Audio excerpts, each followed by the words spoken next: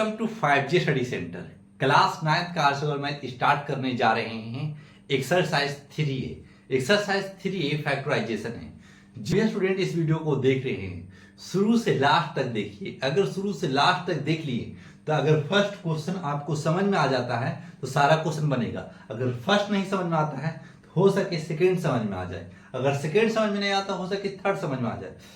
कोई भी एक क्वेश्चन आपको समझ में आ जाएगा ना, उस टाइप से आप दिमाग लगाना स्टार्ट कर दीजिएगा।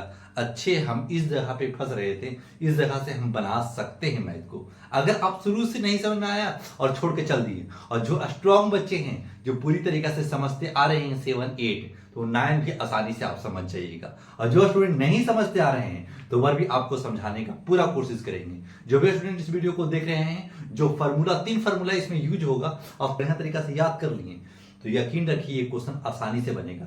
ऐसे तो शुरू से स्टार्ट नहीं होगा फार्मूला, लेकिन बीच बीच में फार्मूला अगर आ जाएगा ना तो वही 3 फार्मूला का यूज होगा। और 9th में वही 3 फार्मूला का सबसे ज्यादा यूज भी है। जो फार्मूला लिखाने जा रहे हैं उसको कॉपी में बढ़िया तरीका से नोट कीजिएगा। a प्लस बी का whole square. a plus B का होल स्क्वायर क्या बताया है? a प्लस बी का whole square a square plus B square plus 2ab। ये फार्मूला फर्स्ट हुआ तो इस जगह पे आप फर्स्ट कर लीजिए। सेकेंड में क्या सर? सेकेंड में प्लस की जगह पे सिर्फ माइनस कर दीजिएगा। a माइनस बी का होल स्क्वायर। जब a माइनस बी का होल स्क्वायर किया ना तो क्या लिखेंगे? a square plus B square minus 2ab। ये दूसरा फार्मूला हो गया। तीसरा फार्मूला क्या होगा सर? तीसरा फार्मूला होगा a square minus B square. A square minus B square क्या लिखेगा? a plus B into A minus B. और यही हो गया आपको 3 फार्मूला। सबसे ज्यादा यूज यही 3 फार्मूला होगा। अगर तीनों फार्मूला बढ़िया तरीका से आप याद कर लेते हैं तो हर एक कंडीशन में इसका कहीं भी यूज किया जा सकता।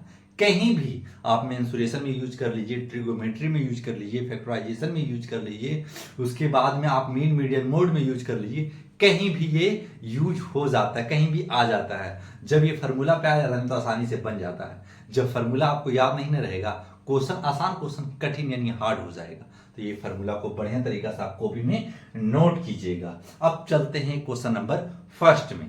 क्वेश्चन नंबर फर्स्ट कैसे बनाएंगे समझिएगा। पहले लिखा हुआ इस जगह पे 9x स्क्वायर प्लस 12xy। ये इस तरीका से क्वेश्चन दे चुका है तो पहले इस तरीका से क्वेश्चन पहले लिख लेंगे, सॉल्यूशन लिख करके चलना स्टार्ट करेंगे। इसमें और इसमें दोनों में क्या कॉमन है? अगर दोनों में जो कॉमन रहता है उसी को पहले हम कॉमन लेने की कोशिश करेंगे।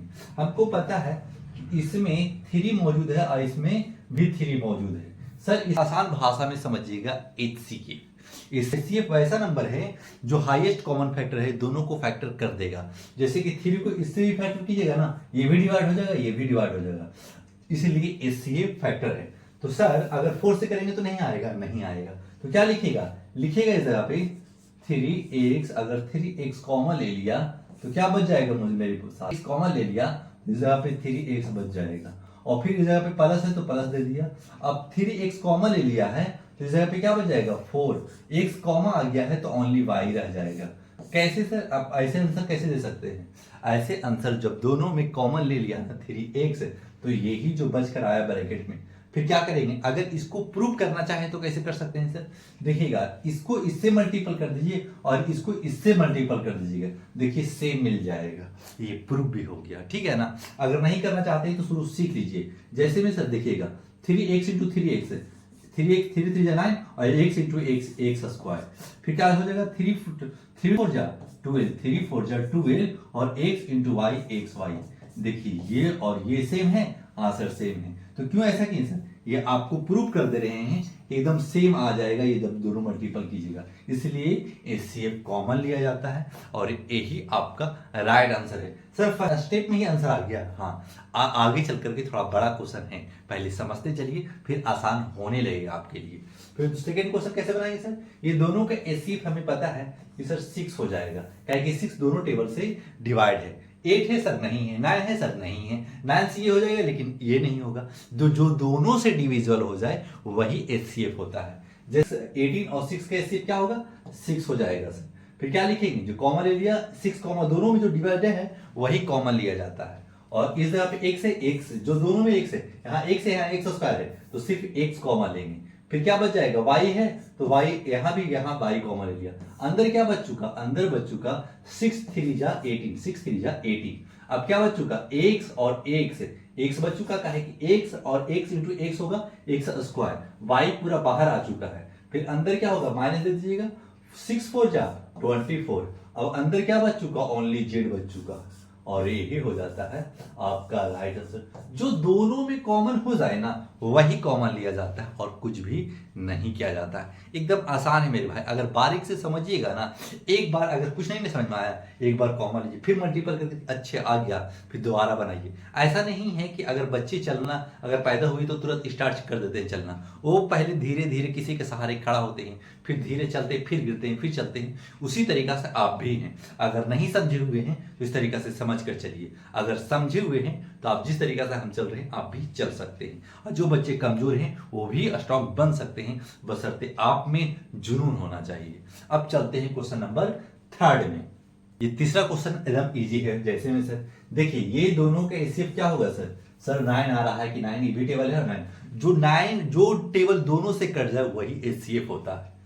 तो जैसे में सर इसमें से भी 9, इसमें से 9 जब कॉमन ले लेंगे तो कॉमन ले लिया सर, ठीक है।